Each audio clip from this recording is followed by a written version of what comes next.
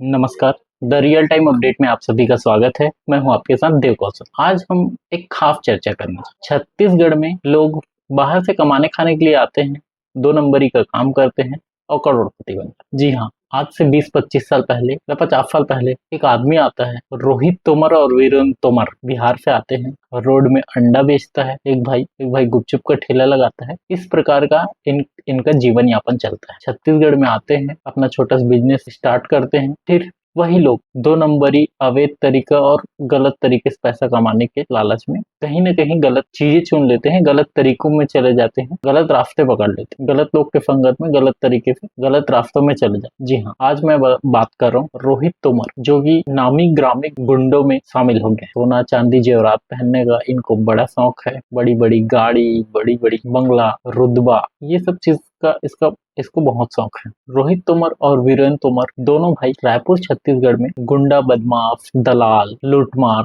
चोरी करना, धमकी देना, इन सब के नाम से फेमस है। रोहित तोमर अपने बाउंसरों के साथ पिछले कुछ महीनों पहले एक कारोबारी के साथ में, एक प्रॉपर्टी डीलर के साथ में हाइपर क्लब, वीआईपी रोड में हाइपर क्लब में मारपीट किया था। मारपीट करने के बाद रोहित तोमर फरार बताया जा रहा है। रोहित तोमर को फरार बताया जा रहा है। लगातार पुलिस उनका तलाश कर रहा है और आज पूरी टीम बाकायदा कोर्ट से परमिशन लेकर रोहित तोमर के घर छापेमारी करता है। भाठा गांव में स्थित इनका निवास है, वहां पे जाके छापेमारी करता है। छापेमारी के दौरान बहुत सारी चीजें बरामद होता है। बहुत सारे केस, सोना चांदी, गाड़ी, बंगला, अवैध तरीके से बहुत सारी चीजें। बताया तो ये भी जाता है कि रोहित तोमर और वीरेंद्र तोमर के नाम पे 10 से भी ज्यादा अधिक एफआईआर अलग अलग थानों में, अलग अलग ईयर में, अलग अलग थानों में, अलग अलग मामलों में दर्ज है। पता नहीं एक आदमी सही रास्ते में जाते जाते गलत रास्ते क्यों चुन लेता है? क्या ज्यादा पैसे के लिए? क्या पैसा ही सब कुछ है? ये तो वही जाने जो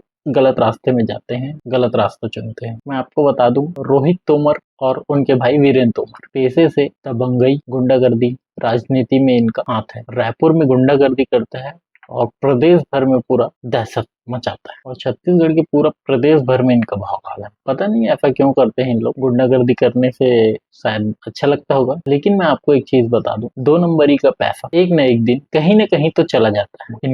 इनका पेशा है, रोहित तोमर और वीरेंद्र तोमर का पेशा है कि लोगों को ब्याज में पैसा देना, जमीन दलाली करना, अवैध रूप से वसूली करना, मारपीट करना, धमकी देना। यहाँ तक कई तो ऐसे मामले हैं कि इनके खिलाफ मर्डर केस का भी, जान से मारने का भी केस दर्ज है। आज रोहित तोमर के घर तेलीबांधा थाना, क्राइम ब्रांच, पुरानी बस्ती थाना और रक्षक टीम ये सभी मिलकर इनके घर में छापेमारी करते हैं। छापेमारी के दौरान दोनों भाई फरार बताया जाता है। साथ में ही ये भी बताया जाता है कि वह मेरे घर में कुछ गुंडे घुस गए हैं करके 112 में फोन करते हैं। जब 112 की टीम पहुंचती है वहां पे तो देखते हैं कि दर्जन भर से ज्यादा पुलिस वाले उनके घर में मौजूद रहते हैं, तो वह वापस चुपचाप चले जाते हैं। छापेमारी लगभग 14 घंटा चलता है। सोच लो कि एक आदमी के घर में 14 घंटे तक छापामारी एक बंगले में चलता है। मतलब क्या क्या बरामद हुआ है। ढेर सारे केस, सोना चांदी, जेवरात, गाड़ी, मोटर,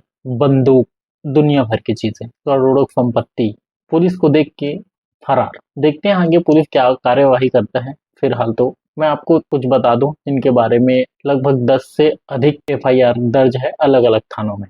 एक महिला ने 2015 में पुरानी बस्ती थाने में कर्ज नहीं चुकाने पर अननेचुरल सेक्स का रिपोर्ट दर्ज करा। उसके अलावा एक युवक ने पुरानी बस्ती थाने में 2016 में मारपीट का केस दर्ज कराता है और वहीं एक कारोबारी ने अवैध वसूली और जान से मारने की धमकी का रिपोर्ट भी दर्ज कराता है। भाठा गांव की एक महिला के साथ मारपीट करने और जान से मारने की धमकी के मामले में रिपोर्ट दर्ज कराता है।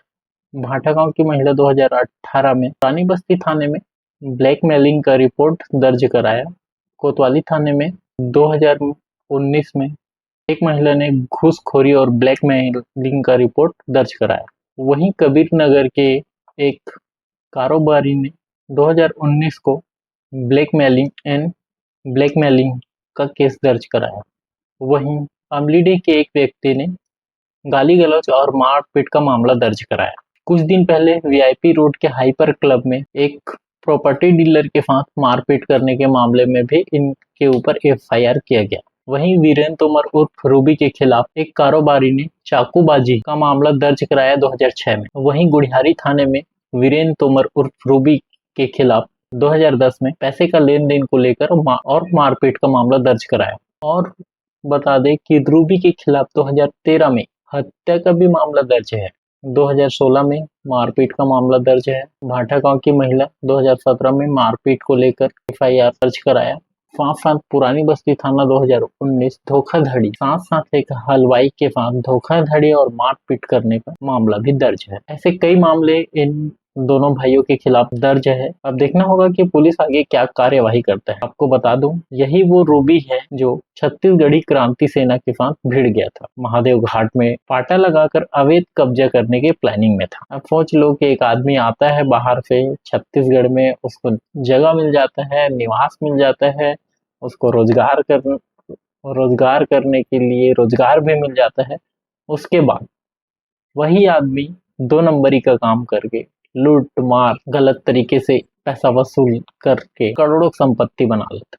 उसके बाद जिस जगह में है, जिस थाली में खाया, उसी थाली में वो छेद करना स्टार्ट कर देता है। तो आप इन बातों को ध्यान रखें। मेहमान नवाजी ठीक है, लेकिन अपने हक का रोटी आप किसी परदेसिया को मत दो, किसी बिचौलिया को मत दो, किसी अन्य राज्य के व्यक्ति को मत दो। किसी को अगर जमीन बेच भी रहे हो तो आप एक छत्तीसगढ़िया भाई को ही बेचो, अपने समाज के बीच के आदमी को बेचो, क्योंकि आज की डेट में धीरे धीरे करके आधा से ज्यादा पूरा जमीन कब्जा हो गया। हमारे छत्तीसगढ़ में अब छत्तीसगढ़िया लोग की कमी होते जा रही है। परदेशिया लोग आ रहे हैं, जमीन खरीद रहे हैं, किसानों की जमीन खरीद ले रहे हैं, थोड़ा पैसा का लालच दे रहे हैं, उसके बाद करोड़ों रुपए हथिया ले रहे हैं। फिर उसी जमीन में आपको 100-200 रुपए का रोजी में काम करना पड़ेगा। जी हाँ, छापेमारी के दौरान इनके घर में क्या क्या बरामद हुआ उनके बारे में मैं आपको विस्तार से बता रहा हूँ। रोहित तोमर, वीरेंद्र तोमर के घर मंगलवार को पुलिस की टीम, क्राइम ब्रांच की टीम, तेलीबांधा थाना की team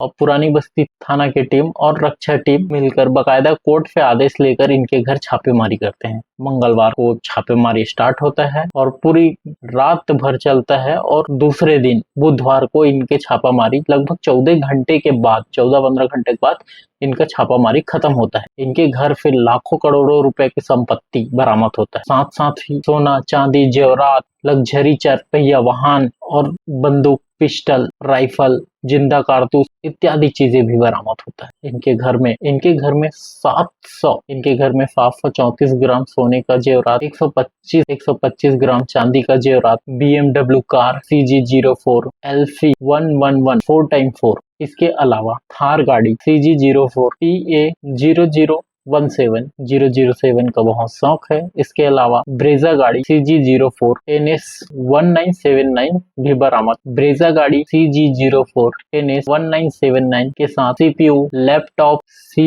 iPad, laptop, cheque, ATM card, DVR, stamp, साथ पैसे की लेन देन का रजिस्टर और इनके घर पैसे छापने का भी मशीन बरामद किया गया है। इतना पैसा हो गया है कि इसके घर में पैसे गिनने का भी मशीन बरामद हुआ है। कई जमीनों का दस्तावेज इत्यादि चीजें बरामद हुई। इसी तरह के और खबरों के लिए बने रहिए हमारे साथ। तब तक के लिए नमस्कार।